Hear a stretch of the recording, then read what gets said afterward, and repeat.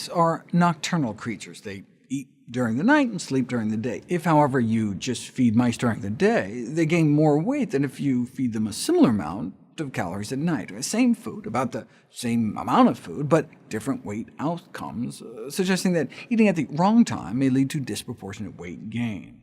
In humans, that would presumably mean eating at night. Weight management recommendations often include advice to limit nighttime food consumption, but this was largely anecdotal until it was first studied experimentally in 2013. Researchers instructed a group of young men to not eat after 7 p.m. for 2 weeks, compared to a control period where they continued their regular habits. After the night eating restriction, they ended up about 2 pounds lighter.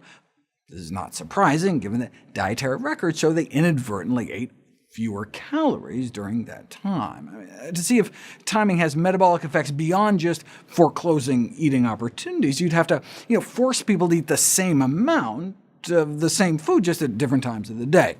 The U.S. Army stepped forward to carry out just such an investigation. In the first set of experiments, Army researchers had people eat a single meal a day, either as breakfast or as dinner. The results clearly showed that the breakfast group lost more weight. Check it out.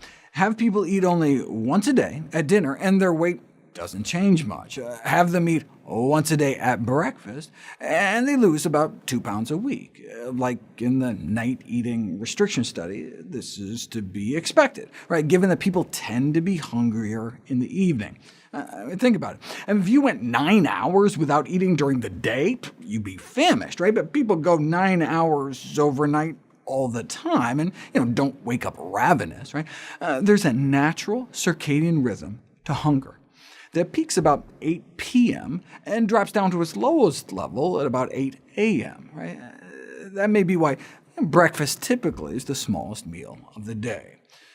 The circadian rhythm of our appetite isn't just behavioral, it's biological. It's not just that we're hungry in the evening because we've been running around all day. If you stayed up all night and slept throughout the day, you'd still be hungriest when you woke up that evening. To untangle the factors, scientists use what's called forced desynchrony protocols, where they lock people up in a room without windows and a kind of constant, unchanging dim light, and make people sleep in staggered 20-hour cycles to totally scramble them up. Right? That goes on for a week, so the study subjects end up eating and sleeping at different times throughout all phases of the day. Right? Then you can see if cyclical phenomena are truly based on internal clocks, or just a consequence of what you happen to be doing at the time.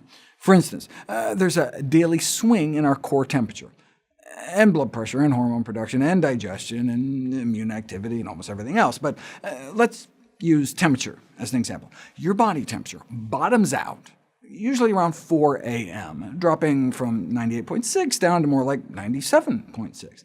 Now, is this just because your body cools down as you're sleeping? No. You can show experimentally by keeping people awake and busy for 24 hours straight that it happens at about the same time, no matter what. It's part of our circadian rhythm, just like our appetite. Right? It makes sense, then, if you're only eating 1 meal per day and you want to lose weight, you'd want to eat in the morning when your hunger hormones are at their lowest level. OK, but then things start to get weird. The Army scientists repeated the experiment, but this time they had the participants eat exactly 2,000 calories, either as breakfast or as dinner. Right? That takes appetite out of the picture. Right? They were also not allowed to exercise. Same number of calories, so same change in weight, right? No, the breakfast-only group still lost about 2 pounds a week compared to the dinner-only group. 2 pounds of weight loss, eating the same number of calories. That's why this concept of chronobiology, meal timing, when to eat, is so important.